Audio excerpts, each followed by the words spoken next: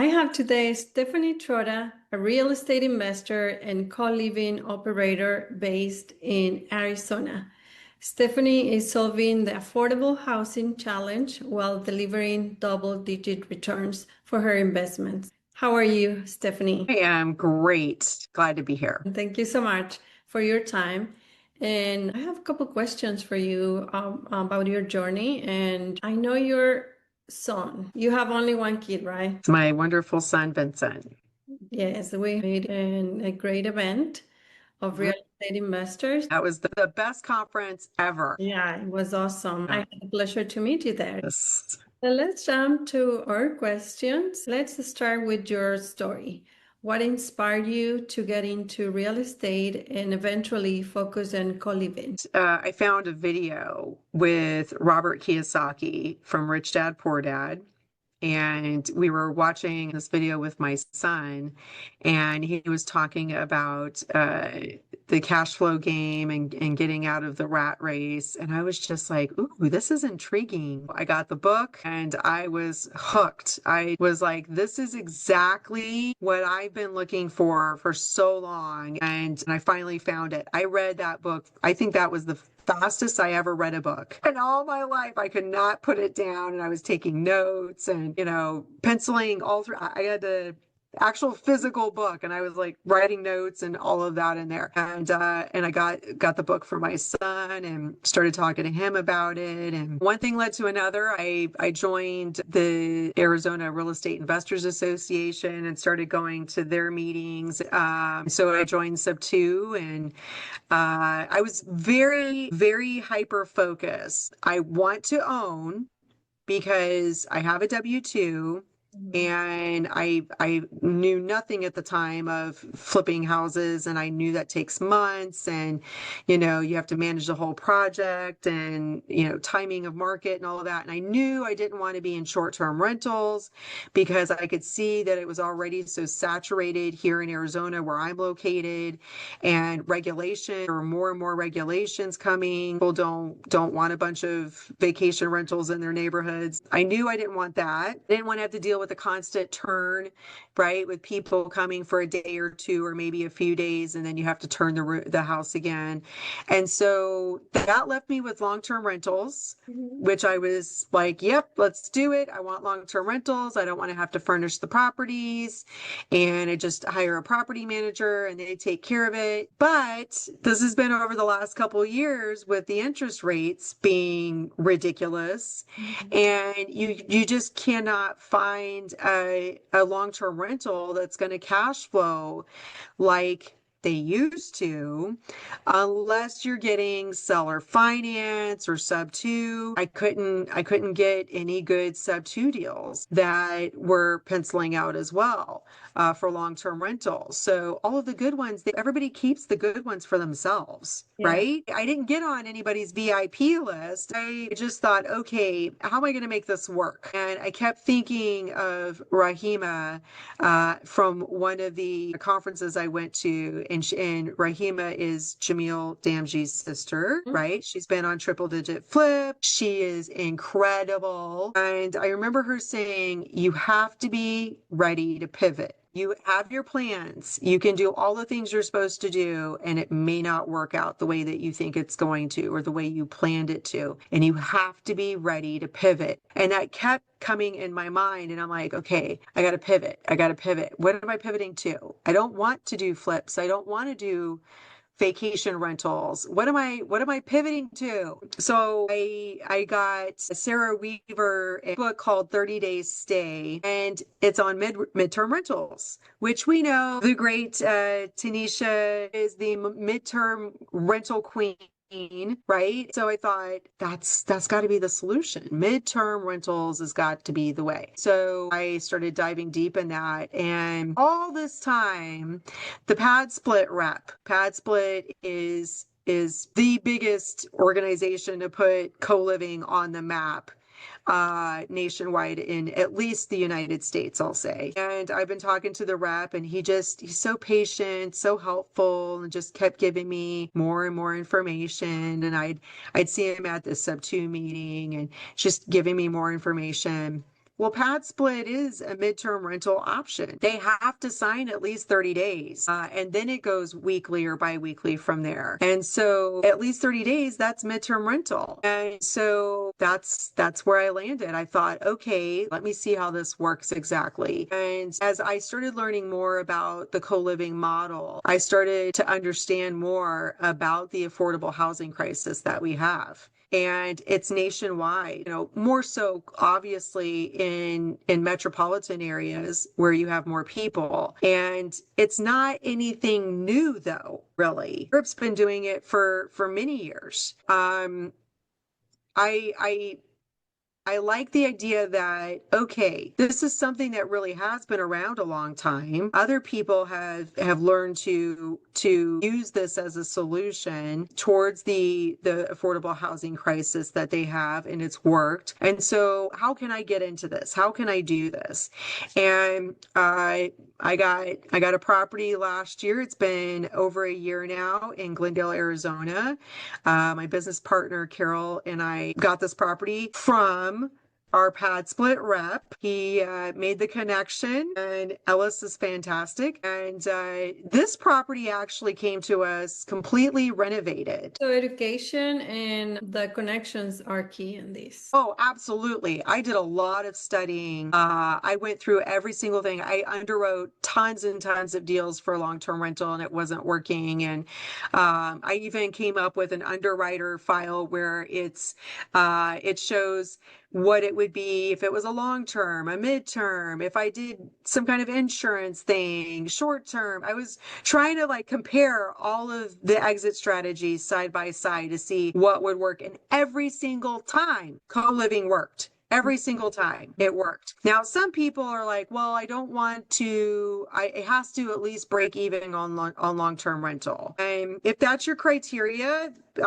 more power to you. That's great. But then why are you pivoting to co-living? Because I still have not seen a property that cash flows or even breaks even on long-term rental with 6-7% rates. I don't see it.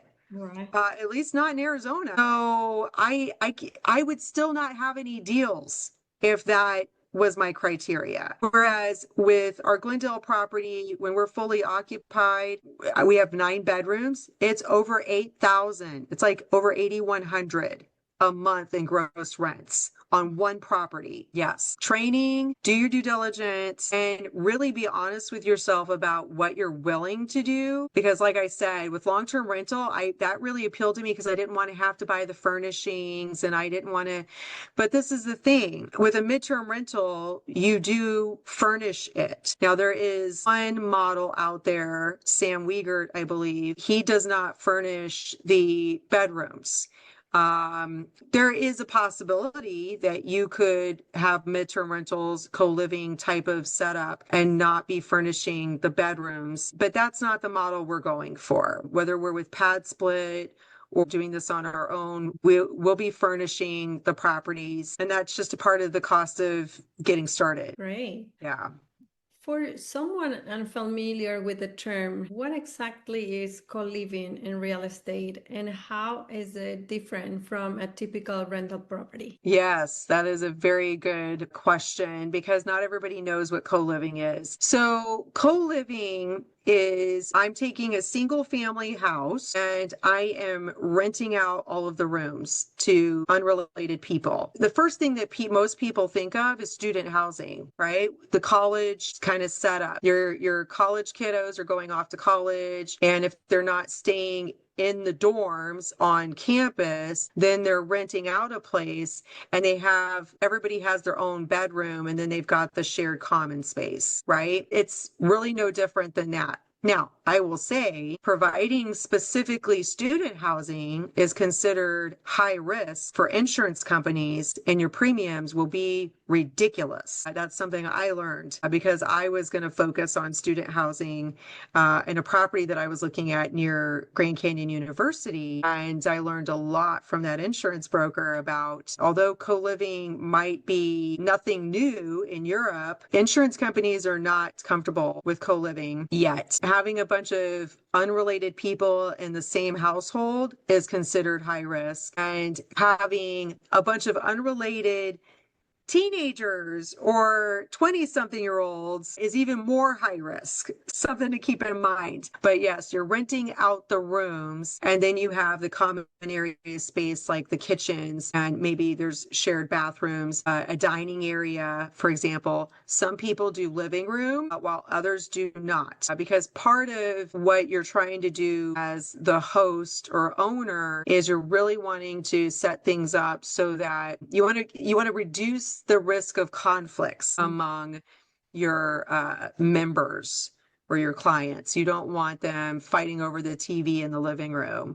You don't want to have a couch in the living room where somebody might decide to crash who's not paying for rent. Having some common area space, dining room table, maybe some desks or workspace, that's fine. But you really don't want to have the full living room set with the TV and all of that kind of stuff. Typically, everybody has their own model though. Yeah, I was going to mention about some rules sometimes owners have, like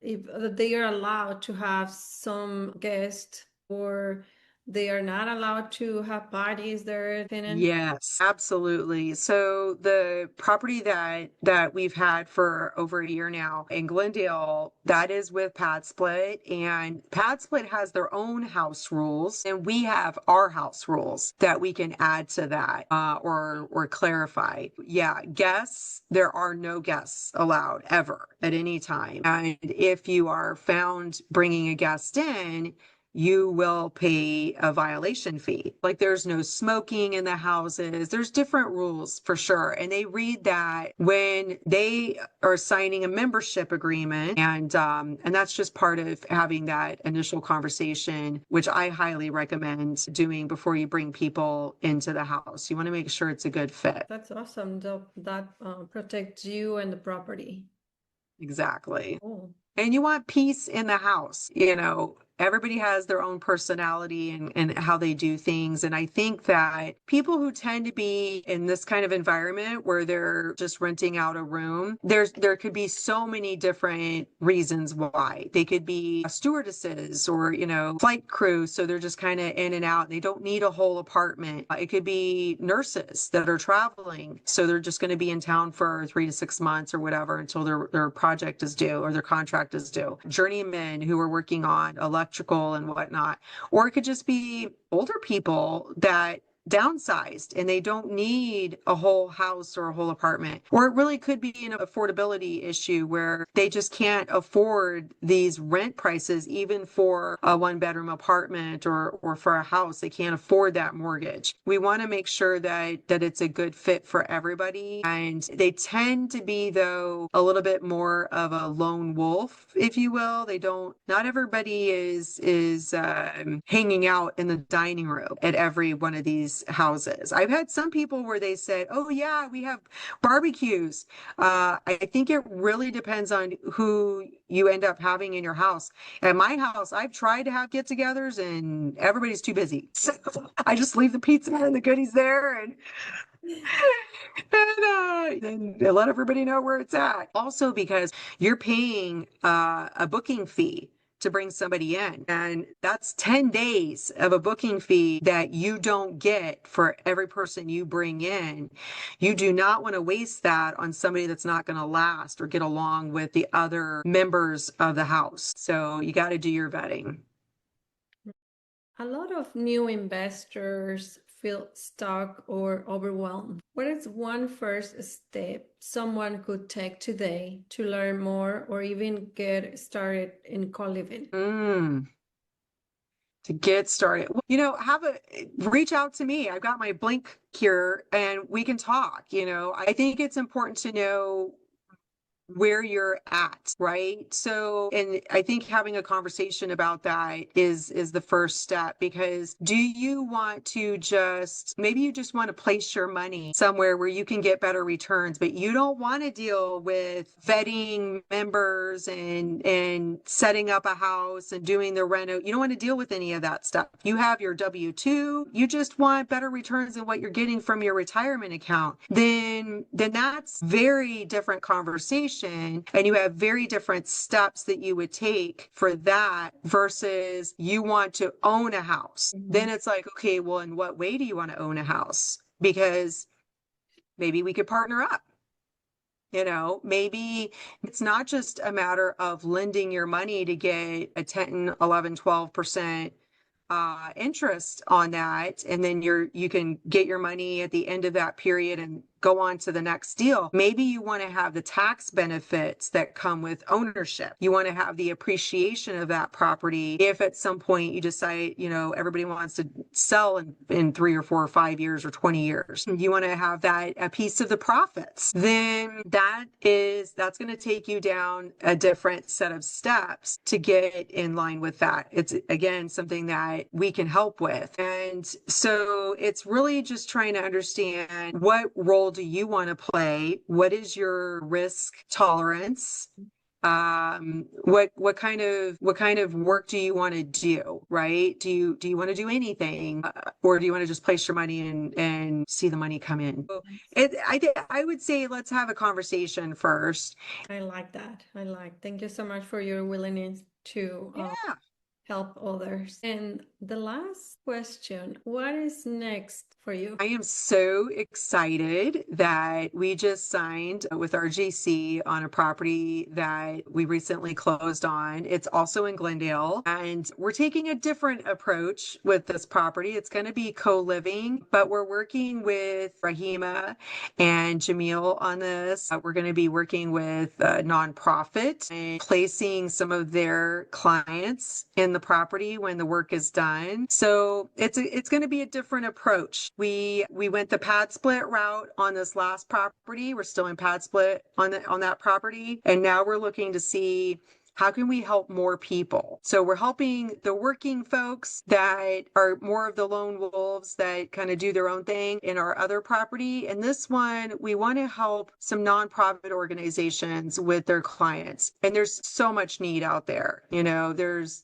the Dress for Success nonprofit that is helping women just getting out of prison. There's single parents with kids that are trying to get up on their feet and transition into something more stable. There's lots of opportunity to help people, right? And so that's the route that we're going. We really want to be purposeful in how we're helping and who we're helping, and not just the people that are going to be in our homes, but investors, right? That's why I say, let's have a conversation and see where you're at. What are you looking to do? Because we can help you as well. And, you and I talked about this on my podcast, when you joined me on my podcast, about it's really about the people that you surround yourself with. Connection. And we can help each other. We're a group of go-givers. And oh my gosh, just imagine how much we can do when we're working together. Yes, totally. And I love that, because it's not just making your business grow. The purpose is also to help others, to help the community. Exactly. And that's what I love.